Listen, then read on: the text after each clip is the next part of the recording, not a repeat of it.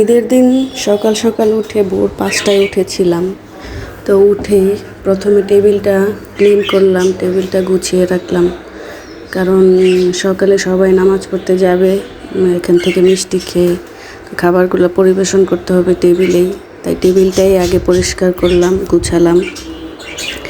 Table গুছানোর পরে রুমগুলা ভালো করে ঝেড়ে ঝুড়ে, বাসায় যেহেতু বাচ্চা আছে, বিছানাপত্র যতই গুছাই দেখা যায় আবার এগুলাতে খেলাধুলা করে এগুলা আবার দেখা যায় অগুছালো হয়ে যায়। তারপর বেডটা গুছানোর পর তারপর ফ্লোরটা ক্লিন করলাম। প্রথমে আমাদের বেডরুম ক্লিন করলাম, ক্লিন করার পরে আবার সবগুলো ডাইনিং, ড্রয়িং, ছেলের রুম সব ক্লিন করে মপ করলাম। মপ করার সময় আমি সবসময়ই এখানে একটা লিকুইড ইউজ করি, কারণ যেহেতু বাচ্চা আছে বাসায়, বিভিন্ন জিনিস ফ্লোরে পড়ে থাকে, ওইগুলাও ধরবে, ওখান থেকে নিয়ে খাবে। বিশেষ করে ও মুড়ি খায়, কিছুক্ষণ পর পরে মুড়ি চেয়ে চেয়ে খায়, তো ফ্লোরে পরে ওগুলা খায়। এর জন্য ক্লিন রাখা জরুরি, আর অ্যান্টিসেপটিক ব্যবহার করা তো আরও মাস্ট বি। তারপরে এই তো সব রুমগুলা গুছিয়ে ফেললাম, এরকম আসলো।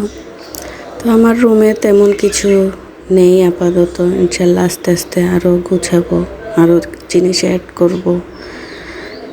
আর আমাদের বাসাটা হচ্ছে পুরনো বাসা, শ্বশুর করে দিয়েছে, ওটাতে আছি আপাতত অনেক বছর ধরেই। এর জন্য আর কি বাসা চেঞ্জ করা হয় না, আর যেভাবে আছে ওভাবেই আছি আমরা। তো পরবর্তীতে যদি বাসা করে ওইখানে দেখা যায় যে শিফট হয়ে যাব এরকম। তারপর ডেজার্টগুলো টেবিলে সার্ভ করলাম, সকালের নাস্তাগুলো। তো ডেজার্ট হিসেবে বানিয়েছিলাম আমি নবাবী সেমাই, জর্দা, তারপর চিজ কেক, পুডিং, আর সকালে খাওয়ার জন্য নুডলস। তো মাশাল্লাহ সবগুলোই অনেক মজা হয়েছিল, সবাই খেয়ে খুবই প্রশংসা করেছে, আমার নিজের কাছেও ভালো লেগেছিল। আর দুপুরের খাবার হিসেবে ছিল চিকেন রোস্ট আর বিফ রেজালা কাবাব।